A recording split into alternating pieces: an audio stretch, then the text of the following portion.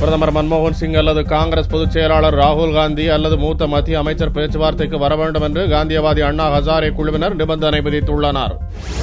ஊழலை ஒழிக்கும் வகையில் வலுவான லோக்பால் மசோதாவை கொண்டுவர வலியுறுத்தி காந்தியவாதி அண்ணா ஹசாரே நடத்தி வரும் காலவரையற்ற உண்ணாவிரத போராட்டம் திங்களன்று 7வது நாளை எட்டியது. பேச்சுவார்த்தைக்கு தயார் என்று ஹசாரேவும் பிரதமர் மன்மோகன் சிங்கும் அறிவித்துள்ளனர். பிரதமரே வந்து பேச்சுவார்த்தை நடத்தினாலும், பிரதமரை லோக்பால் வரம்புக்குள் கொண்டுவர சம்மதம் தெரிவித்தாலும், பார்லிமெண்டில் மசோதா நிறைவேற்றப்படும் வரையில் போராட்டத்தை கைவிட மாட்டேன் என்று ஹசாரே திட்டவட்டமாக அறிவித்துள்ளார்.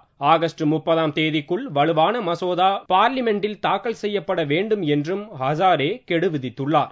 இந்நிலையில் ஹசாரேவுடன் மராட்டிய மாநில IAS அதிகாரி சாரங்கி மற்றும் பையூஜி மகாராஜ் ஆகியோர் ஞாயிறன்று பேச்சு நடத்தினர். மாலையில் அவர்கள் இருவரும் மத்திய அமைச்சர் கபில் சிபலை சந்தித்து பேசினர்.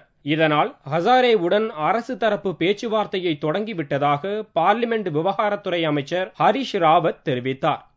ஆனால் தேசிய அளவில் நெருக்கடியை ஏற்படுத்தியுள்ள ஒரு பிரச்சனையில் மத்திய அரசில் பங்கு வகிக்காதவர்களுடன் பேசுவதை ஹசாரே விரும்பவில்லை என்றும், பிரதமர் மன்மோகன் சிங், காங்கிரஸ் பொதுச் செயலாளர் ராகுல் அல்லது மூத்த மத்திய அமைச்சர் ஒருவர் ஆகியோரில் யாராவது ஒருவர் பேச்சுவார்த்தைக்கு வர வேண்டும் என்று ஹசாரே கூறியதாக அவரது குழுவினர் தெரிவித்துள்ளனர்.